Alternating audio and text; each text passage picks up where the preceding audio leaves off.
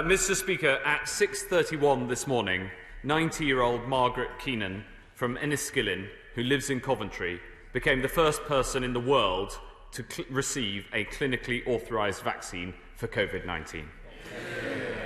This marks the start of the NHS's Herculean task to deploy vaccine right across the UK, in line with its founding mission to support people according to clinical need, not ability to pay.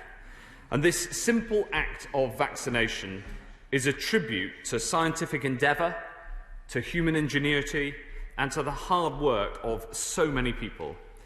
Today marks the start of the fight back against our common enemy, coronavirus. And while today is a day to celebrate, there is much work to be done. We must all play our part in suppressing the virus until the vaccine can make us safe. And we can all play our part supporting the NHS to deliver the vaccine across the country. This, Mr. Speaker, is a task with huge logistical challenges, like the need to store the vaccine at ultra-low temperatures, the clinical need for each person to receive 2 doses 21 days apart, and I know that the NHS will be equal to the task. I'm sure we will do everything that we can, everything that's humanly possible, to make sure the NHS have whatever help they need. The first 800,000 doses of the Pfizer-BioNTech vaccine are already here in locations around the UK, and the next consignment is scheduled to arrive next week. This week we will vaccinate from hospitals across the UK. From next week we'll expand deployment to start vaccinations by GPs, and we'll vaccinate in care homes by Christmas. And as more vaccines come on stream in the new year, we'll open vaccination centres in larger venues like sports stadia and conference halls. Mr. Speaker, people do not need to apply. The NHS will get in touch at the appropriate time. And when that time's come, we have one clear request.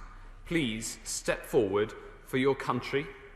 I want to thank all those involved, the international team of scientists, the globally respected regulator, the MHRA, Public Health England, the Vaccines Task Force, and all the volunteers who took part in the trial, and all those who have come forward for vaccinations so far, and all those who will do so in the future. Months of trials involving thousands of people have shown that this vaccine works and is safe, and by coming forward, you're taking the best possible step to protect yourself, your loved ones, and protect the NHS.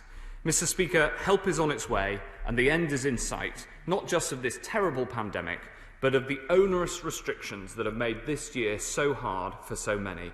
But even while we can now see the route out, there's still a long march ahead. Let's not blow it now.